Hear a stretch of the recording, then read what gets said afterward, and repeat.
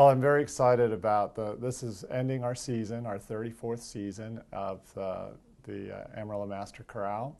And it's a very unusual program. It's called Songs for the Heart. In the fall, we did Songs for the Soul, which was themed around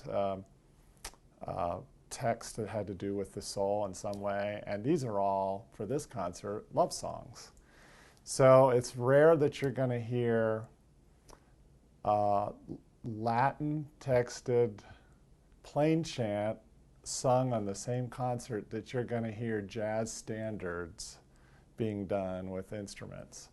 It's a huge variety in the program. So if there's things that maybe are not your taste, just hold on to the next piece because there's a lot of variety in the program. The main piece of the program is Brahmslieder Waltzes, which is very famous pieces by Johannes Brahms.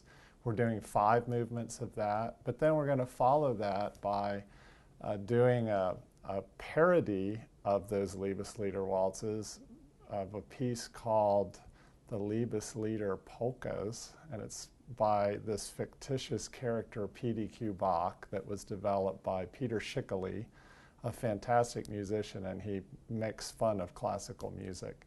The concert starts off with a very, very beautiful piece based on a plain chant called Ubi Caritas, which is where there is love, God is there.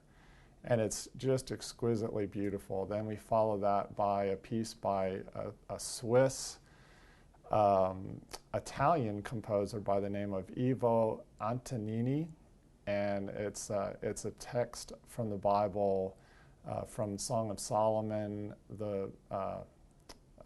You Are the Rose of Sharon. We end the concert with a tango where we bring in some instruments, and it's a piece that was originally done by Lorena, trying to think of her name, McKennett, Lorena McKennett. She's a Celtic Canadian composer and performer. A lot of stuff she does with harp, and then she has like a band that does a lot of stuff. And there was an arrangement by a choral person in Canada by the name of John Washburn, and that was an acapella arrangement. So I've kind of joined that arrangement with Lorena's original tune that we kind of took off of recordings of what she did to create kind of a mixed mash of those two things together. And then we're doing an old Gene Perling arrangement of Where is Love from Oliver that's just really beautiful. Gene Perling was an arranger for groups like the High-Lows and Singers Unlimited back in the 50s and 60s.